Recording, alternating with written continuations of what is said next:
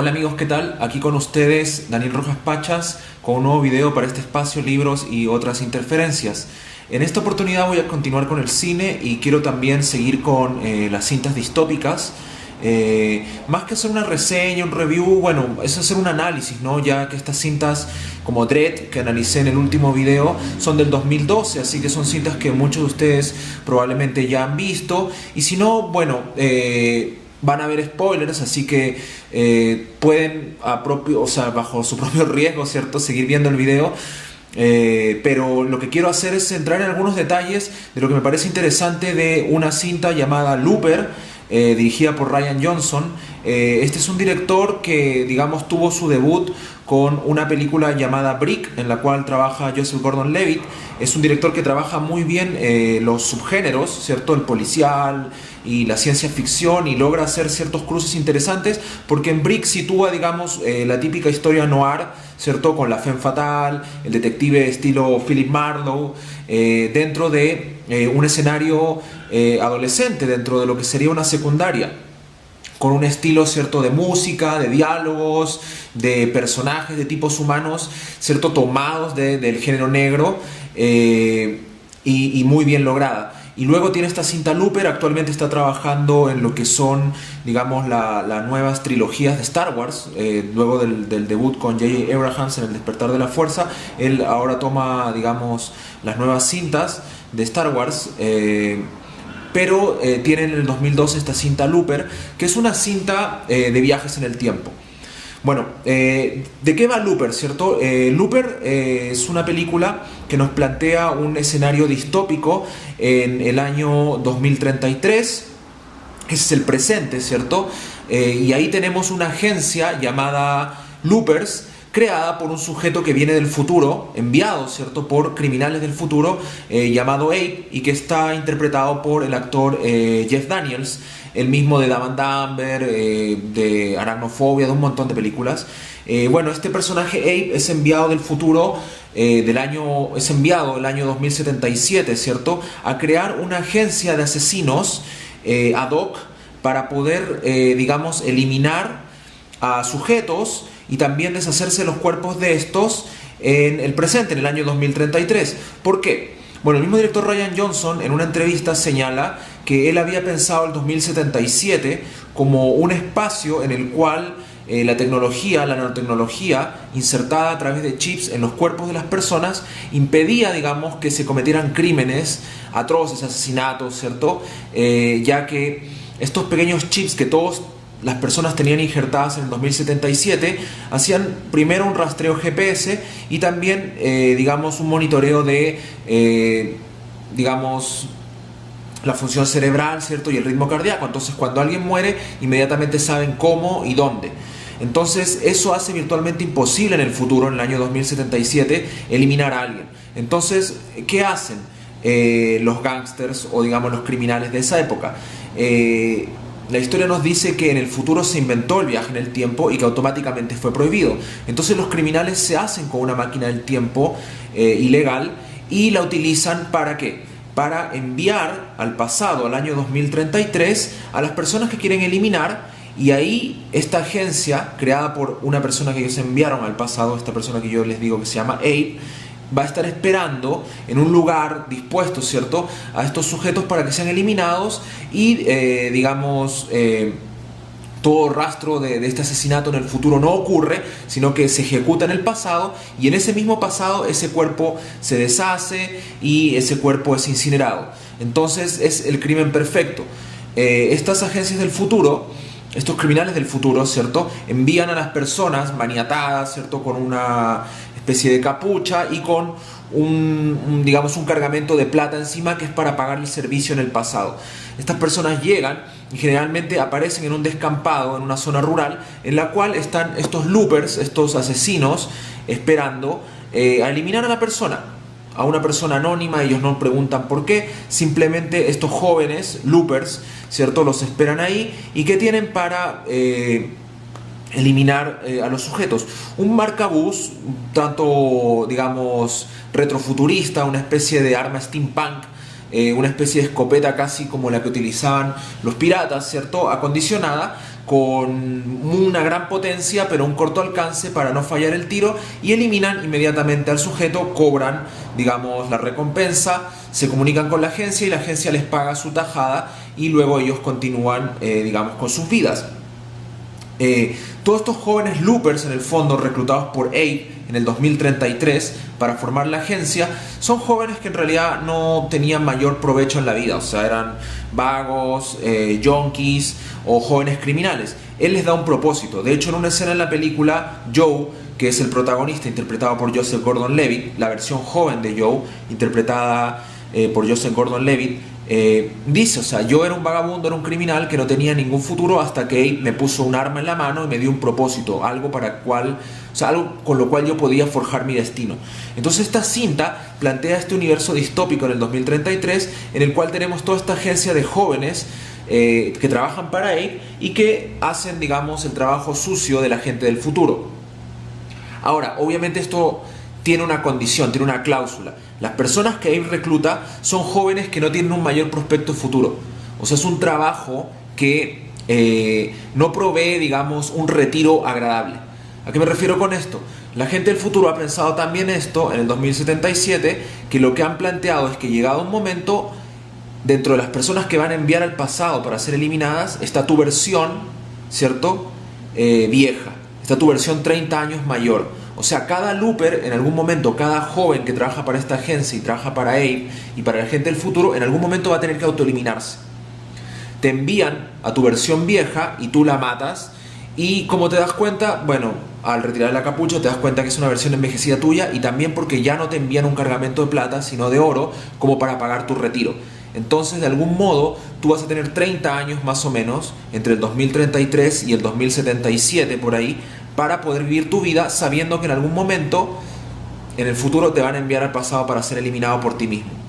Esa es la parte, digamos, paradójica y compleja del asunto, ¿cierto? Y a través de lo cual, de alguna manera, Rian Johnson establece, digamos, este juego de ciencia ficción del viaje en el tiempo, pero también genera un puente entre dos mundos distópicos, o sea, dos mundos caóticos del futuro, dos mundos que, digamos, de alguna manera son desviaciones, ¿cierto?, de la racionalidad del hombre, del futuro, del progreso, y que se convierten en maquinarias en contra de sí mismo. En el 2033 vemos un futuro, digamos, caótico. ¿En qué medida? Primero vemos una gran cantidad de vehículos antiguos en funcionamiento, una gran cantidad de personas hacinadas y viviendo en pobreza. En una escena vemos a un tipo que trata de robarle a unos refugiados, a una familia que está viviendo en una especie de ómnibus escolar, trata de robarles un paquete, no sé si con comida, provisiones o algo, y esta persona automáticamente saca un arma y la mata, o sea, le vuela la cabeza ahí en el momento. Entonces, vivimos en un mundo de extrema pobreza, en un mundo de hacinamiento, en un mundo de, digamos, exclusión, segregación, contaminado. Vemos también una escena en el futuro, digamos, helicópteros pequeños, bastante aerodinámicos, surcando la ciudad. Entonces hay tecnología, pero hay una tecnología de control, hay una especie de toque de queda o estado de sitio. Pero por otro lado vemos la vida de estos jóvenes loopers, estos agentes que trabajan para el futuro como asesinos y que son en realidad parásitos. Son jóvenes que son no son hitmans, no son jóvenes con talento, no son jóvenes con una gran capacidad para, digamos, ganarse el dinero. O sea, no tienen, digamos, habilidades, no tienen skills que los hagan destacarse. En el fondo simplemente son delivery boys o chicos de repartición glorificados, porque a ellos les llega el tipo maniatado del futuro, casi entregado en bandeja en un espacio que ya está predestinado, en el cual va a aparecer.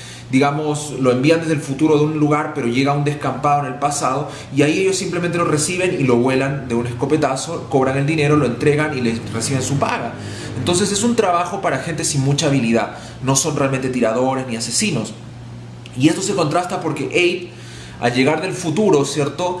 Es un tipo que obviamente es súper anticlimático como gángster, es un tipo que arma esta agencia para la gente del futuro, pero se nota que está aburrido, tiene un tedio increíble por vivir en este mundo que le parece absurdo, sabe cosas que van a pasar en el futuro, y también obviamente tiene grandes capacidades para, digamos, organizar al crimen, y lo que hace es realmente armar una agencia de gángsters, de crimen organizado, real frente a los loopers que solamente hacen este trabajo, y se toma todo el control de la ciudad y tiene, digamos, toda su base de operaciones en un bar muy lujoso con prostitutas y bailarinas, y ahí vemos a los loopers, ¿cierto? Actuar como los chicos que aparecen en el logo de Wall Street. Son tipos con una vida disipada, se inoculan un tipo de droga a través de la retina, gastan todo su dinero en mujeres, en vehículos de lujo, en motos aeroespaciales. Entonces vemos a todo este grupo de patanes, ¿cierto?, enriquecidos frente a esta sociedad empobrecida. Entonces es una sociedad desigual. La del 2033 es una sociedad caótica. ¿Cómo es la sociedad del 2077? Parece ser una sociedad perfecta en términos del control del crimen. Sin embargo, tienen esta situación, ¿no? Hay crimen organizado que trabaja y utiliza la tecnología a su favor y limpian sus desechos, ¿cierto? Y evaden, ¿cierto?, a la autoridad, enviando todo su desperdicio y todos sus problemas y toda, digamos, su violencia hacia el pasado, como un depositorio. Pero es ese mismo pasado el que, al forjarse, digamos, con toda esa violencia, va a desembocar también en un futuro caótico. Entonces hay un puente entre dos mundos distópicos, y eso es genial dentro del trabajo de Rian Johnson, y el puente en realidad y la excusa de este viaje en el tiempo sirve para estructurar una historia que se centra en este protagonista Joe, interpretado, como dije, en el 2033, en el pasado, digamos, en este presente más bien del 2033, por Gordon Levitt, con otro Joe, un Joe viejo interpretado por Bruce Willis, y que se confrontan. ¿En qué momento? En el momento en que, ¿cierto?, para cerrar el ciclo, para cerrar el loop, para, digamos, poner la cláusula final de retiro a este Joe, envían desde el futuro, ¿cierto?, a el viejo Joe interpretado por Bruce Willis para que sea eliminado. Sin embargo, ¿cierto?, la historia aquí genera la paradoja y genera el momento en el cual creo que empieza la verdadera historia. Más allá del viaje en el tiempo y el tema de acción, lo que quiere plantear Rian Johnson es una disociación del yo, y quiere poner en conflicto a un Joe del presente, a un Joe del 2033 con este Joe del 2077 en un encuentro, porque Joe llega, ¿cierto?, de alguna manera premunido de información y en una búsqueda frenética, que es eliminar a alguien en el pasado para prevenir un hecho en su presente. Suena complejo. ¿Qué ocurre? Bueno, la historia nos plantea que Joe cierra su loop eventualmente, ¿cierto? Mata a su yo del futuro y inicia una vida en China. Se retira, se va a China, se va con ahorros que juntó por todos sus trabajos de looper, pero en este proceso vive la misma vida disipada de junkie, de drogadicto, de fiestas, de mujeres, y desperdicia todos sus ahorros en muy poco tiempo. Entonces rápidamente se empieza a inmiscuir, digamos, en la vida criminal asiática en China. Se convierte ya no en un looper, simplemente en este agente glorificado trabajando para el futuro, sino que se vuelve verdaderamente un asesino, un hitman, un saboteador, digamos, un asesino a sueldo, y va abriéndose paso dentro del crimen y genera una fortuna en el futuro, o por lo menos una reputación. Pero en ese proceso conoce a una mujer asiática de la cual se enamora y con la cual establece una relación que lo salva, que de alguna manera lo vincula con sus dramas de niñez al haber sido un niño huérfano abandonado, y esta mujer lo salva, lo ayuda a rehabilitarse. Esta mujer de alguna manera lo transforma, lo convierte en un buen hombre, podríamos decir. Sin embargo, él sabe que tiene un destino ineludible, que es que en algún momento lo van a venir a buscar para matarlo. Y además este proceso de cierre de loops, de enviar al pasado a los loopers para que mueran a manos de sus yo jóvenes, se acelera por la aparición de un criminal llamado el Rainmaker, un joven misterioso que no se sabe quién es, solo se sabe que tiene una mandíbula de acero y que quiere matar a todos los loopers y acelerar estos cierres. ¿Por qué? Porque este joven en su pasado, digamos en el 2033, podemos decirlo así, sufrió a manos del looper el asesinato de su madre y también su desfiguración. Entonces quiere eliminar a todos los loopers. ¿Qué hace el Joe del futuro? ¿Qué hace el Joe interpretado por Bruce Willis? Se entera del número de serie o digamos el número de registro de dónde nació, en qué fecha este Rainmaker, este joven que está cerrando los loops, que está aglutinando toda la mafia en el futuro, y decide, ¿cierto?, prepararse para cuando sea enviado al pasado, para ser eliminado por su yo joven, liberarse y matar al Rainmaker, matar a la versión infantil de este sujeto y poner fin a todo. Ahora, ocurre algo que él no espera. Cuando la mafia viene a buscarlo para enviarlo al pasado y cerrar el loop, eliminarlo, muere asesinada la mujer que él ama. Entonces su búsqueda cobra otra motivación. Él debe llegar al pasado, matar sí o sí a la versión joven del Rainmaker, que fue el que envió a las personas a matarlo, al que tiene el control de toda la mafia en el futuro y que está cerrando los loops, para salvar también a la mujer que él ama. Entonces, esta versión vieja de Joe llega, ¿cierto?, al 2033 y ya no es asesinada por la versión joven interpretada por Joseph Gordon-Levitt, ya no es interpretado por el Joe, ya no es eliminado por el Joe joven. Interrumpe la secuencia de hechos y altera su propia realidad. Entonces empieza una especie de página en blanco que en ese momento se empieza a construir como una paradoja de lo que era el futuro. Él empieza, digamos, a motivar esta búsqueda y empieza a reconstruir también su futuro, el viejo Joe. Entonces aquí es donde la historia pone en conflicto y digamos, en pugna a estas dos versiones de un mismo sujeto. Y es ahí donde entra, yo creo, la verdadera trama de Looper. Porque vemos confrontado, ¿cierto?, a los dos Joes, a Joe interpretado por Gordon-Levitt y a Joe interpretado por Bruce Willis, en sus dos versiones, la versión joven y la versión vieja, confrontadas por un dilema más bien no de viaje en el tiempo, ya no de ciencia ficción, sino más bien algo psicológico, ¿cierto?, que se remonta a una especie de loop, nuevamente jugando con el nombre de la película, a esta especie de ciclo de violencia que inicia cuando Joe en realidad es abandonado por su madre. Él lo dice: yo fui abandonado por mi madre y no tenía destino, iba a ser un criminal, iba a ser un despojo, hasta que Abe me dio un arma y me dio un destino. Mi destino era convertirme en esto y matar a mi versión vieja, vivir mi vida y cerrar. Pero es toda una vida de violencia constante, que tiene una reflexión cuando aparece esta mujer asiática en el futuro de Joe y, digamos, de alguna manera interpela su vida, la reinterpreta, la reelabora y le da un sentido nuevo, ya no de violencia, sino de amor. Entonces, al perderse eso, al destruirse eso en el futuro, cuando el Joe viejo viene, le dice a la versión joven: salvemos a esta mujer, sálvate, ella te salva. Necesitamos arreglar este futuro, necesitamos que esto ocurra.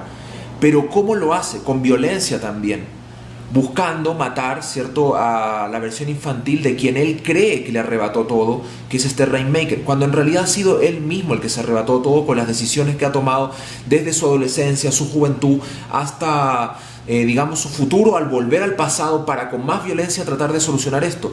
En el fondo es un camino de egoísmo, es un camino de autodestrucción que el mismo Joe va digamos, elaborando en todas sus versiones, en todas sus decisiones que desembocan en posibles futuros. Entonces es muy interesante la historia, porque en realidad es el propósito de la cinta, mostrarnos, ¿cierto?, el camino de autodestrucción de este joven disipado, yonki, violento, un gángster, ¿cierto?, que todos sus caminos conducen a la autodestrucción.